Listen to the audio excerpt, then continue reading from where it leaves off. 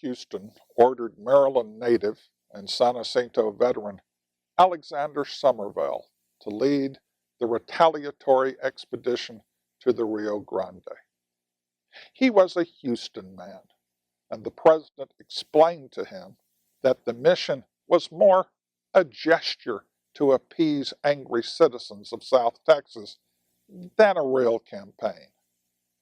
His orders were to march to Laredo, raise the Lone Star flag, and come home, and to do so with as little bloodshed and expense as possible. Houston hoped that this show of force would be sufficient to mollify congressional war hawks. At first, all went according to plan. Volunteers and militiamen mustered in San Antonio. All were keen to meet the enemy and strike a blow for Texas pride. Still, visions of fame and spoils also stirred many of them. On November 25, 1842, Somervell steered about 700 men out of San Antonio. Some dropped out during the grueling march, but the excursion numbered 683 effectives when it arrived in Laredo on December 8th. Mexican soldiers had evacuated the town, and the Texians occupied it without firing a shot. With no one to fight and little plunder to seize, 185 volunteers returned home on December 10th. With about 500 men, Somervell rode down the Rio Grande and captured the Mexican town of Guerrero. Once more, the Texians met little or no resistance, and again they acquired little or no booty. Increasingly, they were becoming exasperated by the dearth of action and profit. Somervell determined that he had carried out his instructions. The president could now claim to have repelled the Mexican marauders. It was time to call off this charade before someone got hurt. On December 19th, Somervell instructed his men to break camp and return to their homes. Volunteer Joseph McCutcheon reported that, upon receiving the order, the men became perfectly wild. At that juncture, the rowdiness, pig-headedness, and pride that had so often undermined Texian military efforts once again wrought their pernicious influence. Disgusted that they had accomplished so little, some 308 diehards refused to obey Somervell's order. Thus, only 189 followed Somervell northward toward San Antonio. The remaining intransigents, including future Texas luminaries Samuel Hamilton Walker, George Bernard Erath, and William Bigfoot Wallace, remained in Laredo and formed into 5 companies. William S. Fisher, a veteran of San Jacinto and the Council House fight, assumed overall command. Nearly all of them were political opponents of President Houston. They chose to drive across the Rio Grande, plunge into Mexico, and capture the border town of Mier.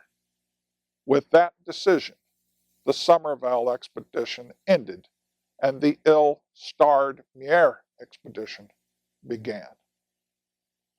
On December 23rd, Fisher's force entered Mier without opposition. On Christmas Day, a large Mexican unit under General Pedro de Ampudia arrived in town and combat ensued. The firebrands had sought a fight, and now they had more than they could handle. The Texians held off their attackers throughout the night and into the following day. On the afternoon of December 26th, the hopelessness of their situation became apparent. The Mexicans outnumbered Fisher's force 10 to 1. The invaders had run out of food and water and had exhausted nearly all of their gunpowder. Yet the lethal Texian long rifles had exacted a fearsome toll. Bigfoot Wallace bragged, Among us were some of the best marksmen in the world, backwoodsmen from Kentucky, Tennessee, and Arkansas.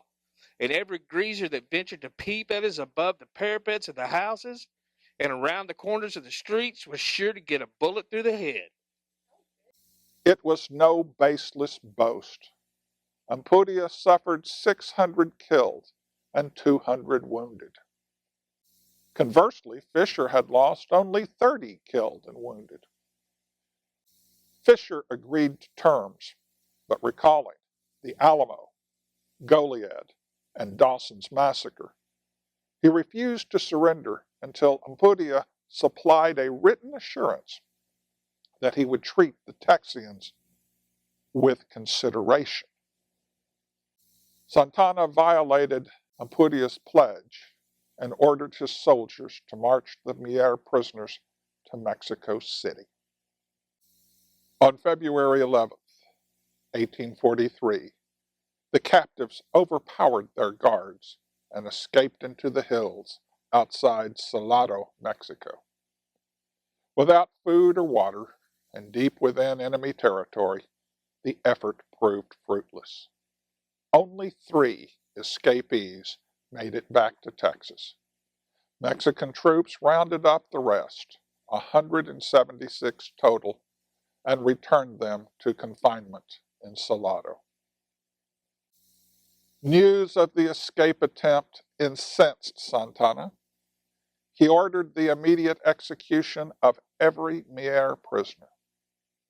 To temper the effects of that barbarous dictate, the governor of Coahuila reduced the sentence to 1 out of 10.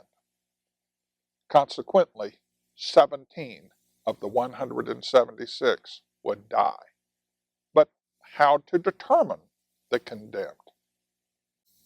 Mexican soldiers placed 159 white beans into an earthenware jar. Then they added 17 black beans and jumbled the mixture. Blindfolded, each prisoner reached in to pick a bean. A white bean signified survival. A black bean, immediate execution. The defiant Texians determined not to cower in the presence of their captors. One of them held aloft a black bean and wryly exclaimed, "Boys, I told you so. I never failed in my life to draw a prize." The 17 doomed individuals bid farewell to their comrades, and at sunset on March 25th faced the firing squad. One more, however, fell victim to Santana's malice. Ewan Cameron, a Highland Scot and San Jacinto veteran, had led the breakout at Salado. Although he drew a white bean, His Excellency ordered his death. On April 26, he met his fate. Cameron refused a blindfold, declaring, "For the liberty of Texas, even Cameron can look death in the face." Then he bared his breast for the bullets and shouted the command to fire. 8 musket balls slammed into his chest, killing him instantly. Many who survived the black bean episode succumbed to squalid conditions in Perote prison. At length, however, Mexican officials exchanged both the Santa Fe and Mier prisoners, bringing a close to this doleful chapter in Texas history.